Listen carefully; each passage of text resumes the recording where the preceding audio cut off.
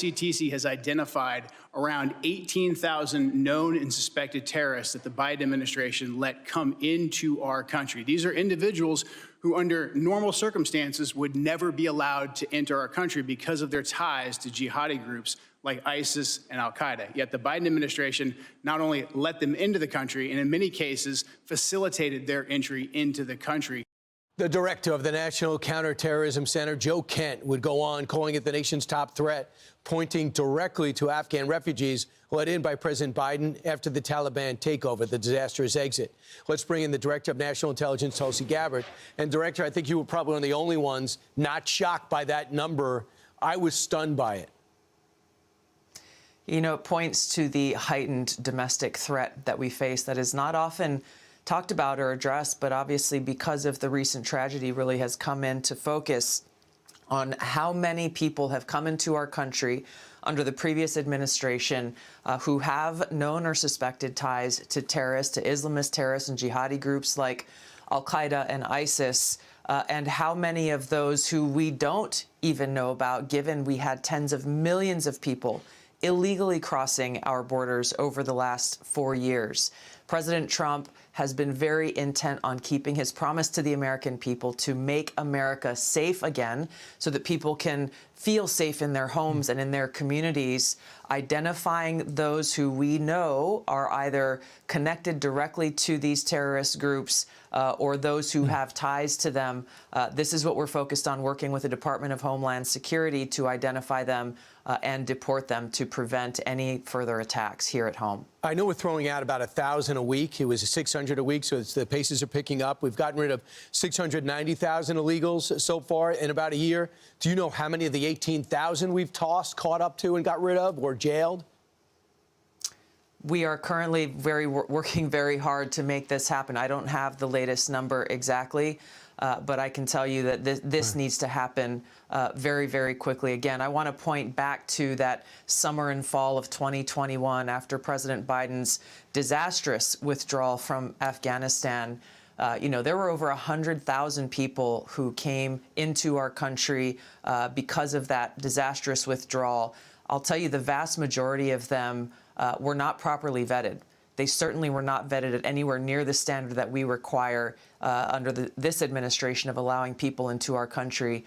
And of that number, we know that there are at least 2,000 who are here who have ties to or are known or suspected terrorists. Which is unbelievable. So you have 88,000 who came on the Afghan evacuation program, and you're saying most have not been accurately vetted. Some have already proven themselves in the battlefield with people that you know are friends and you serve too, and you don't want to leave them to die in Afghanistan. What percentage can we vouch for, and what percentage are totally unknown? Because of the very irresponsible and dangerous approach that the Biden administration took, we don't actually know the answer to that. This is why, through our National Counterterrorism Center, we are going through and working with our partners in the FBI and Department of Homeland Security in going and actually re-vetting every single one of these individuals. We've got to realize of what's happening here within the context of the greater threat that we face. We know that al-Qaeda and ISIS continue to actively plot attacks against our homeland.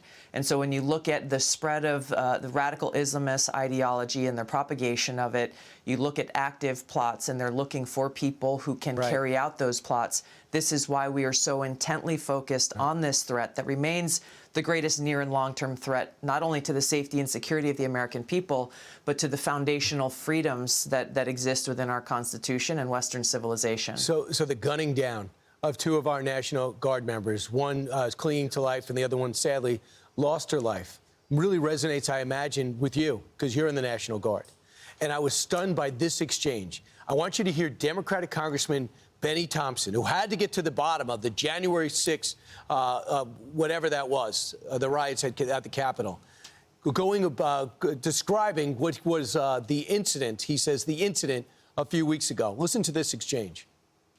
Madam Secretary, you and the gentleman from NCTC reference the unfortunate accident that occurred with the National Guardsman being killed. You think that was an unfortunate accident?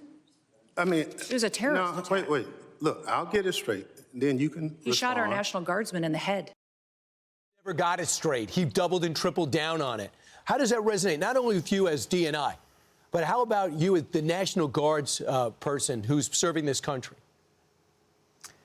Brian, it is absolutely infuriating. This is someone who is a very, very senior leader in Congress, who for a long time has led the Homeland Security Committee in Congress. And the fact that he cannot and refuses to directly identify this attack for what it was, a terrorist attack on our own soil against our National Guard men and women in this case, who are putting their lives on the line. Their direct mission was to keep the American people safe right here on our streets in Washington, D.C.